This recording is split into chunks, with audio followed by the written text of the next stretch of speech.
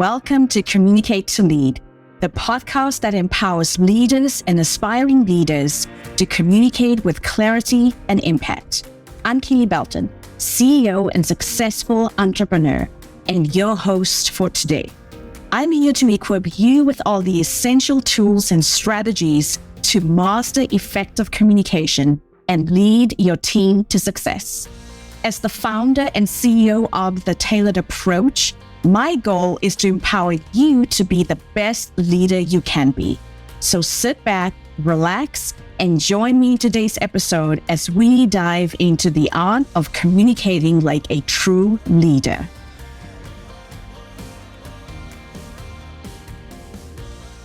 Picture this. You're sitting in a meeting and your colleague Mike mentions that his team is expanding. Then, 3 weeks later, you see a job posting for a director role in that department. By the time you apply, you discover that Mike's boss already had someone in mind, someone who had been having informal conversations about the role for months. Sound familiar? If you've ever felt like promotional opportunities appear out of nowhere, or that certain people seem to have a crystal ball about what's coming next, I have news for you. They don't have special powers. They have a system. Welcome back to Communicate to Lead. I am your host, Kele Belton. And if you're a woman navigating leadership in a corporate environment, this episode is going to change how you think about your next promotion. Today, I'm sharing the SCOUT method, SCOUT method, a framework I've developed to help you identify your next promotional opportunity before it's posted, before the informal conversations happen, and definitely before your colleagues get a head start. Let me tell you something that might sting a little.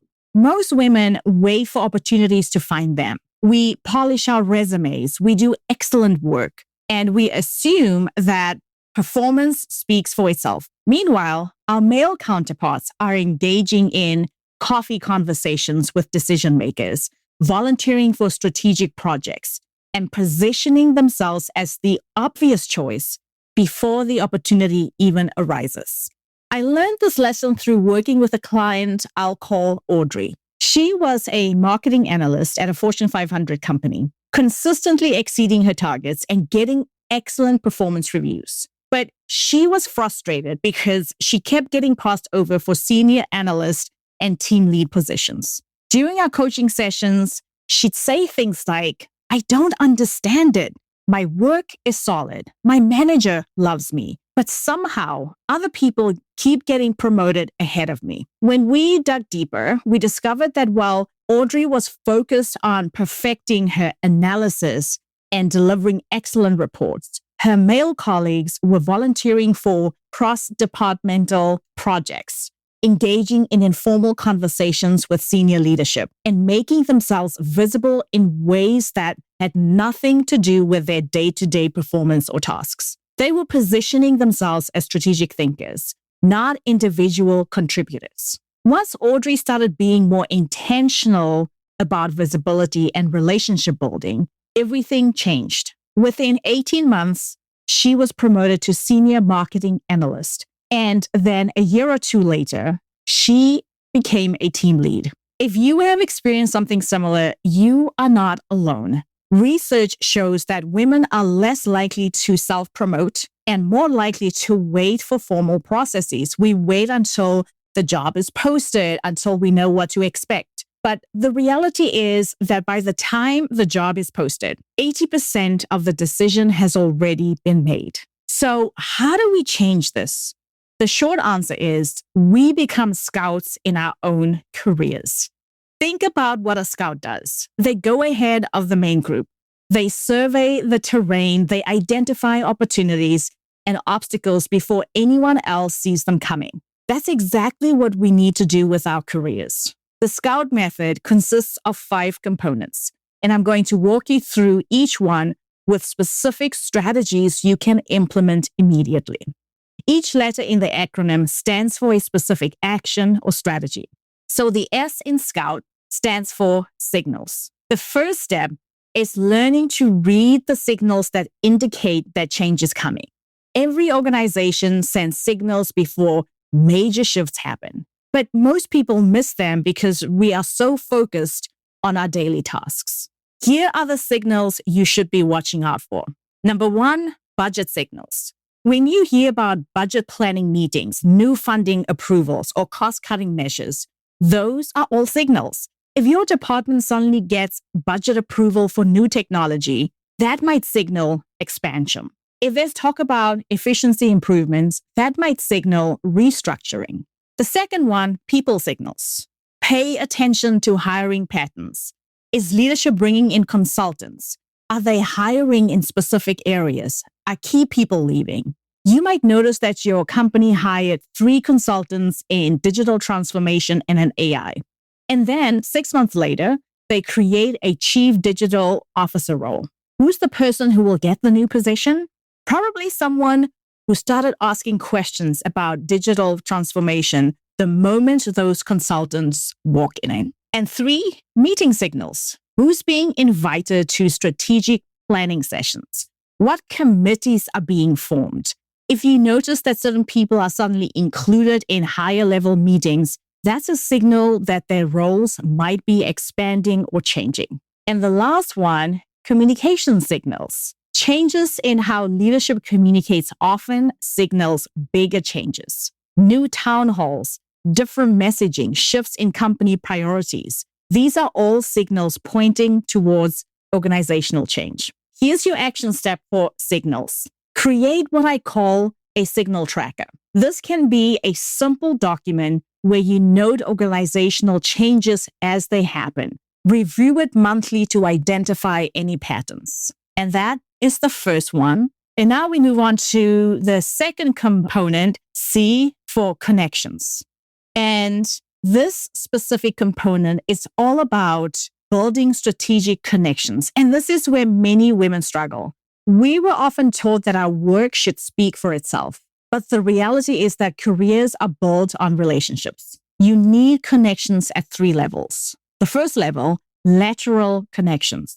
Your peers in other departments who are at a similar level to you, they serve as your early warning system because they hear about changes, challenges, and opportunities in their areas before those issues become company-wide initiatives or become visible to leadership. For example, if your connection in sales mentions that they're struggling with lead qualification, that might signal a future need for marketing automation or sales operations roles. If someone in product development discusses customer feedback issues, it could indicate upcoming customer success opportunities. Your lateral connections provide you with insight into departmental pain points that often evolve into cross-functional opportunities. That's the first one, lateral connections. The second connection is upward connections. People 1 or 2 levels above you who have decision-making authority and visibility into strategic planning. These connections are crucial because they are often in the room where promotional decisions are discussed. They are aware of upcoming budget allocations, organizational restructuring, and leadership priorities before these become publicly known. More importantly, they are the ones who can advocate when opportunities arise. When a director mentions your expertise in a leadership meeting, that carries far more weight than a peer recommendation. The third and final connections are cross-functional connections. People in departments that support the entire organization. HR, finance, operations, IT, legal, and project management. These connections are gold mines for early opportunity intelligence because they are involved in the structural and strategic changes before anyone else. HR knows about new role approvals and organizational design changes. Finance knows about budget allocations and departmental expansions. IT, they know about technology initiatives that often require new leadership roles. And operations is aware of process improvements and efficiency projects. These functions see the organizational chess pieces moving before the rest of the company does. But the key is that these connections, the 3 different ones, that means the lateral, upward, and cross-functional, it's really about creating and establishing genuine relationships, not mere networking transactions. Let me share a strategy that works. The strategic coffee method. Every month, reach out to one person in each of these 3 categories for a brief coffee chat. Don't ask for anything. Instead, ask them about their challenges, their projects, and what they see in their areas. I learned this from watching a colleague who seemed to know about every opportunity before anyone else. When I asked for his secret, he said, I have coffee with 3 people every month. Not to ask for anything, but to understand what's happening across the organization. So here is your action step if you want to put this into action.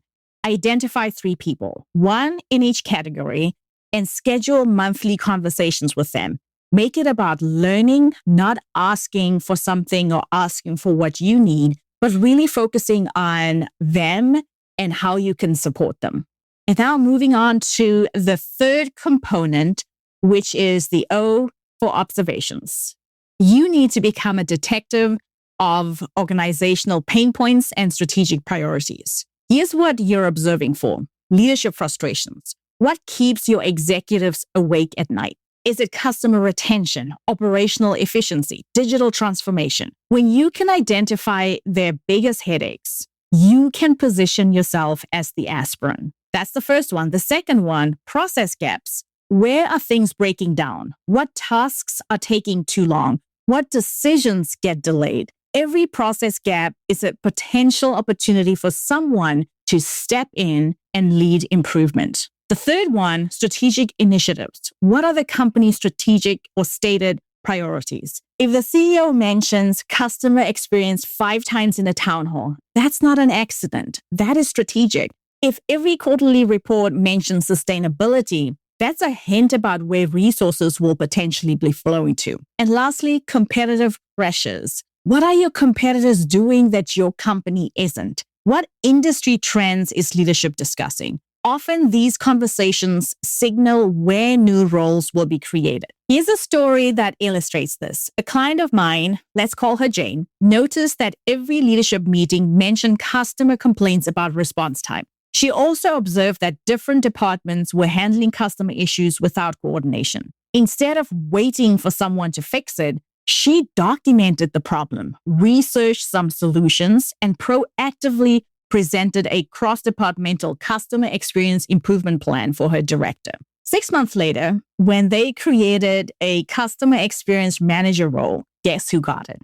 Jane, of course. So here's your action step. Start what I call pain point journaling. Every week, write down one organizational challenge you are observing. After a month, you'll start seeing patterns that others might potentially be missing. So this is your opportunity to keep track of what's happening, what's changing, where can you be the solution, and then step in when you are ready. And next up is component 4, U for upstream. And the 4th component is positioning yourself upstream from emerging needs. This means anticipating what leadership will need before they are aware of the need. Because most people are reactive. They respond to requests, solve immediate problems, and complete assigned tasks. But promotions go to people who are proactive, who see around corners and prepare for what's coming. Here's how to think upstream. Project implications. When a new initiative launches, what support will it need in 6 months?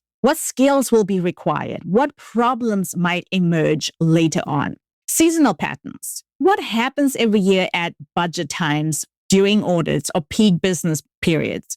How could these processes be improved? When you start thinking about what are the trends, what can be improved, what role can you play in doing that? That's where you are strategically positioning yourself as the right person to step into that role. So that is project implications, seasonal patterns, and then industry trends. What changes are happening in your industry? What new regulations are coming? What technologies are emerging? Now, AI is the big thing. If you are not leaning into AI, you might be missing the boat. So in your industry, what are the trends? What do you need to stay on top of? And what skill do you need to develop to ensure that you are on the front line? And lastly, skills gaps. As any organization grows or changes, What capabilities will be needed that don't exist today? Once you know that, you can start improving your skills, developing what you need, and position yourself as the perfect person to lead where no one else can. Let me give you a concrete example. Maria worked in finance at a tech company that was scaling rapidly. She noticed that during budget meetings, the product team frequently mentioned frustrated customers and design revisions that were both costly and time-consuming. She also observed that customer feedback was scattered across different tools, support tickets, sales calls, user surveys, but no one was systematically analyzing this feedback to inform user design decisions. The design team was essentially working in isolation from real customer insights. Instead of waiting for leadership to realize they needed someone to bridge this gap, Maria started learning about user experience, research, and customer feedback analysis. She volunteered to help organize customer feedback data for the next product planning cycle and gradually became the person who could translate customer pain points into actionable design insights. When they created a customer experience research manager role 10 months later, she was the obvious choice because she had seen the problem, she had seen the pain point, she had created the solution, and she was ready to step into it.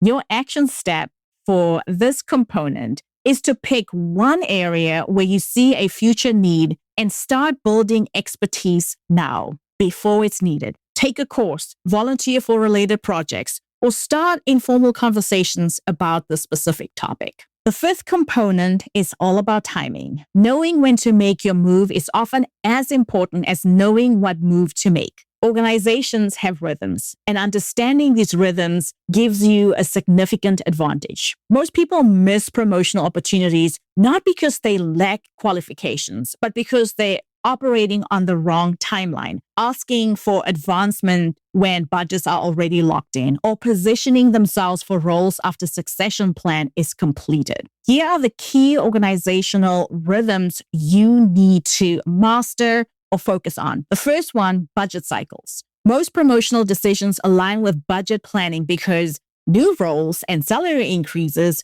need funding approval. Budget planning typically begins 3 to 6 months before the fiscal year starts, though this varies from organization, size, and complexity. If your company's fiscal year starts in January, the main budget planning conversations often happen between September and November. This is when headcount is approved, new positions are created, and salary pools are determined. If you want a promotion in January, you need to be having career conversations during budget season, not after decisions are already locked in. The second type of cycle are performance cycles, annual reviews, mid-year check-ins, goal-setting sessions, and promotion committees typically meet on predictable schedules. Many companies have formal promotion cycles, often once or twice a year, where all advancement decisions are made together. Understanding when your organization's promotion committees meet and what timeline they follow helps you prepare for your case and have the right conversations at the right time with the right people. The third one, leadership transitions. When new leaders arrive,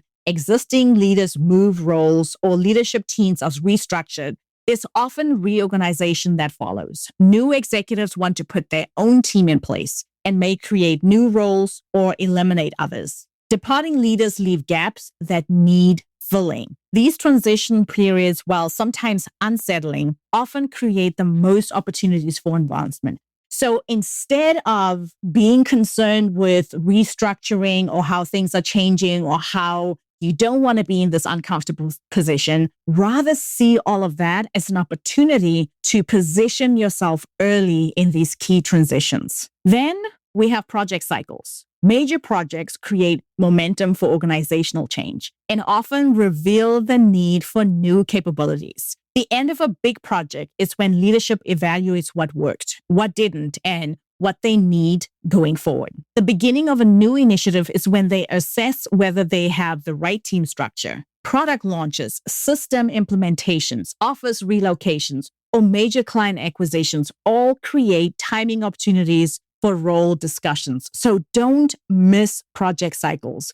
Be aware of what is happening and jump on that. And lastly, market timing. External factors like economic conditions, competitive pressures, industry changes, or regulatory shifts create windows for certain types of roles. During economic uncertainty like we are in right now, operational efficiency roles become valuable. When competition heats up, customer experience and sales roles get priority. After regulatory changes, compliance and risk management positions expand. Understanding these external pressures and how they impact your organization will help you time your career moves. And your action step for this component is mapping out your organization's key cycles and planning your career moves accordingly. Create a calendar, if that's easiest, that shows budget cycles, performance reviews, and major project timelines. Typically, if you attend all the big meetings, you will have an idea of what's happening when. And when you can see it all in your calendar, it makes it so much easier to know when to have the conversations, when to develop a new skill, and be ready to go when it's go time. So now that you understand each component of the Scout method, let me show you how they work together. Remember the scenario I opened with? You're in a meeting where your colleague Mike mentions his team is expanding. 3 weeks later, you see a job posting for a director role in his department. But by the time you apply, his boss has already someone in mind, someone who had been having informal conversations about the role for months. Let's replay that scenario using the Scout method. Using signals, you would have noticed that Mike's department had been mentioned in several strategy meetings and that there was a budget approval for expansion. Through your connections, you would have learned from Mike himself that his team was growing and what kinds of roles they were considering. Your observations would have identified the specific challenges his department was facing and what expertise would be valuable or needed.